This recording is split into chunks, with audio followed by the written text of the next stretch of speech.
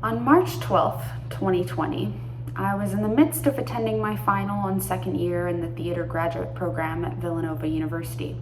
It was a packed 13-hour span of day, beginning with working in the costume shop, during which I was meant to meet with business manager Elisa.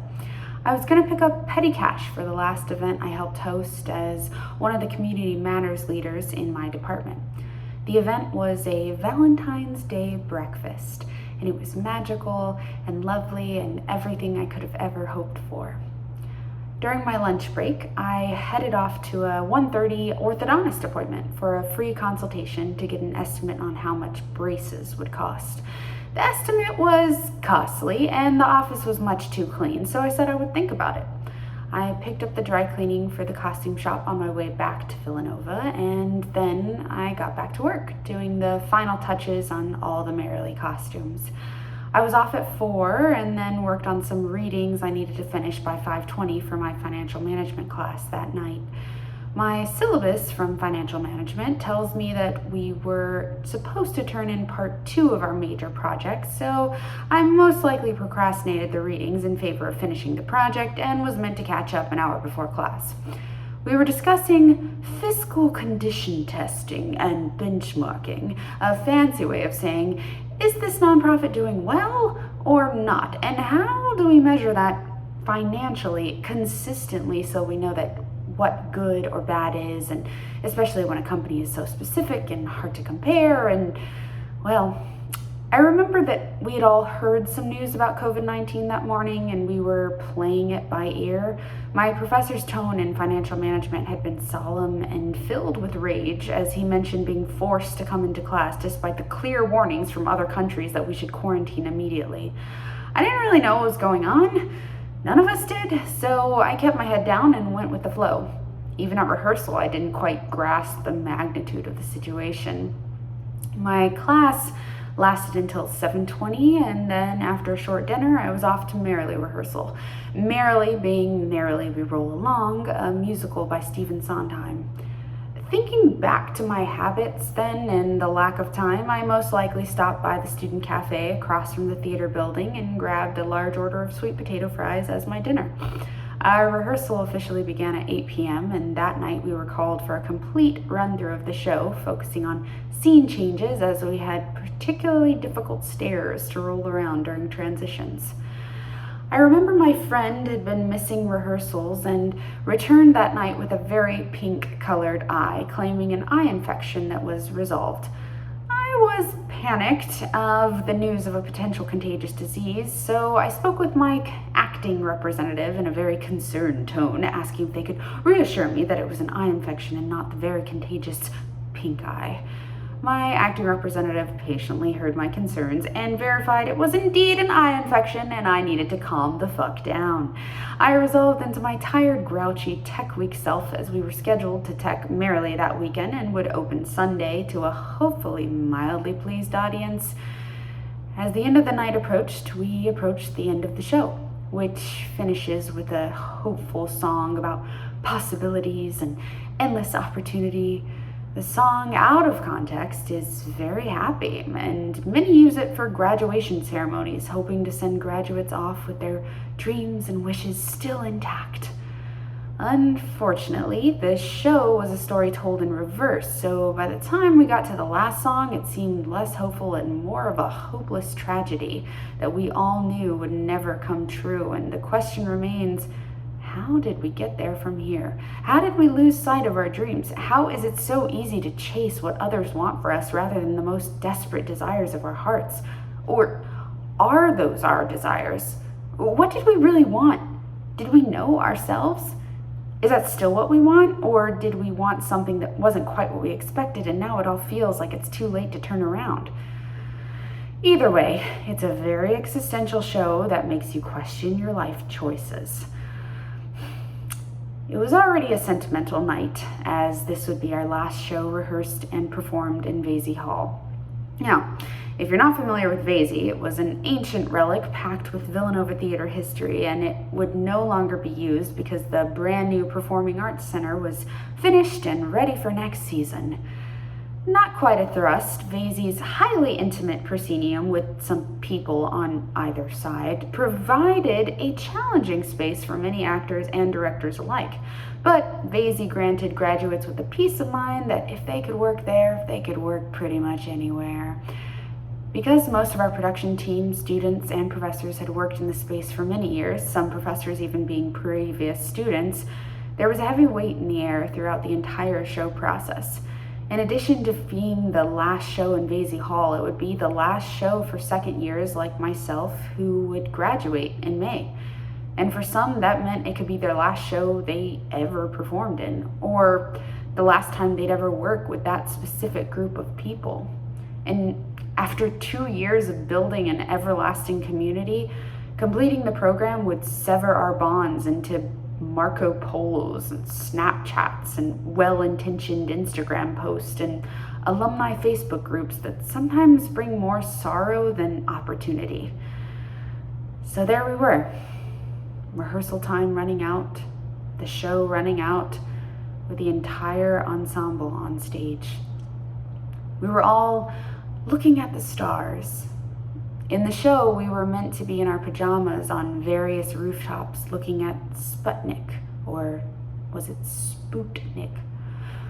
The 3 leads were up on the 2nd floor, and the rest of us were all on the 1st level, grounded, on the same level as the 1st row of the audience's feet, heads tilted up as we looked out above the audience at all of our hopes and dreams.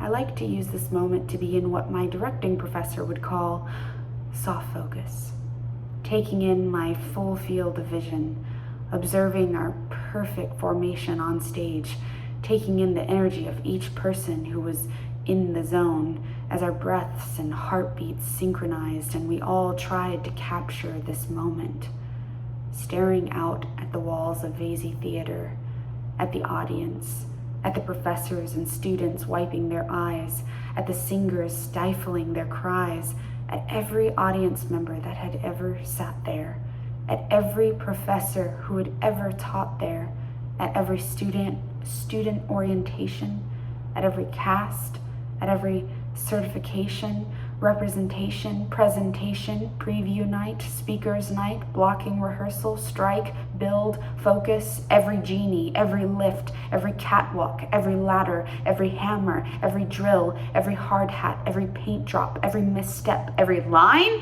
every we haven't got time, every thank you 5, every graduate student just trying to stay alive, every scream of frustration justified, every time we lied, every Shakespearean bride, every Bonnie and Clyde, every Sally Curley, every Brian Morgan, every curtain, every undergraduate student who walked backstage looking for a bathroom or a quiet place to study or a friend, every student who decided to go down the staircase that led to the theater, even though we turned all the lights off because they think they are a night-stalking vigilante.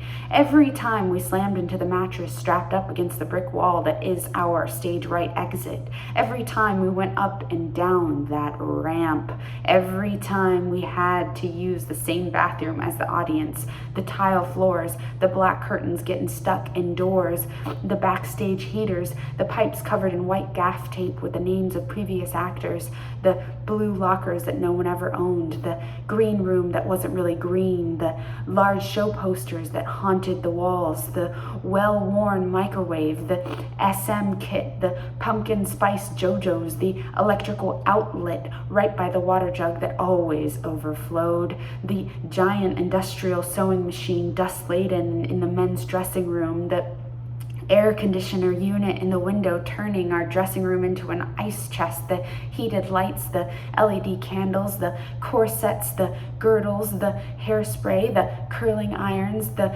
golden snitch hat, the white go-go boots, the it's the best, it's the first, it's the finest, it's the latest, it's the least, it's the worst, it's the absolutely lowest, it's the greatest, it's the single, it's the only, it's the perfect, it's the future, it's the past, it's the hope I don't fall on my ass, it's the student forced to attend the show for class, it's the patrons mistaking one black actor for another with no apologies, it's the marquee, it's the tiny lobby, it's the wind down Wednesday, it's Hookman posters in the bathroom stalls, it's sweltering heat in dramaturgy, or the sauna of script analysis, it's never knowing until you needed to know, but still wanting to know so you could know. It's the comp, it's the final, it's the paper, it's the super objective, it's the, but what do they want?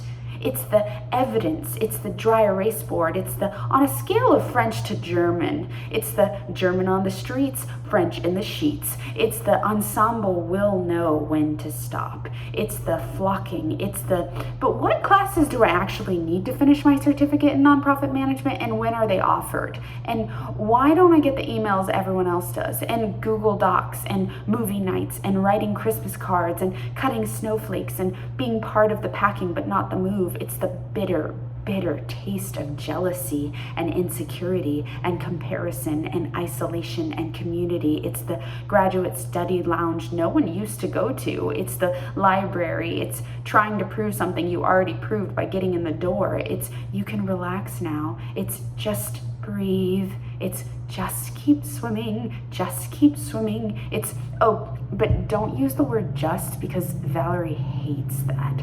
It's chai tea, it's legacy, it's Biff and Stella and Stanley and Corey and the City of Bones and Celia forever and ever and ever and ever. And this isn't even real Japanese, and badass sword fights and stabbing Caesar and Ethan's puns and Alex's brilliance and Gabriel's hats and Kale's killer looks and Harry's kindness and Jay's deep sympathy and Angela's cheetah pants and Michael's baseball and Valerie's hair and Janice's how long have you worked here and James's miracles and Melissa's smiles and Meg Jones and Tina's splits and Allie's resilience and JB's charm and Asaki's it's like wasabi. And Ilea's persistence, and Ed's dry humor, and Bess being your cheerleader for life, and Chelsea's hair flips, and Peter's California laid-backedness, and Kim's photos, and Elisa's care, and Eileen's love for all of us being there, and Kevin's ability to literally do anything, and Paris's professional mediation skills, and Jake's earrings shaped like the screws he drills, and Sherry's gallons and gallons of blood, and Jerry's hold please, and John's rock star self, and Rosemary's unfathomable skill, and Hamlet's ridiculous last name. And that night multiple people ate the chicken tenders before She Loves Me, and I was handing out Pepto-Bismol like it was Powerade at a 5K, and the wardrobe girls, and my socks are still wet, and all the undergrads who put up with our crazy, and the bursar, and the bookstore, and the help desk, and all those stairs, and rolling chairs, and vegan pizza on tablecloths on giant tables, and walking tacos. And why do they have 3 boxes labeled birds? And the sounds of the echoing hallway, and bathrooms that were way too small, and the pregnant women trying to get in and out of them, and washing your dishes in the girls' bathroom even if you had a penis, and never really getting to go to the Christmas tree light ceremony, or ride the carriage, or see the horses, and still choosing all of this even if you had to do it over again. And then we sang Our Time.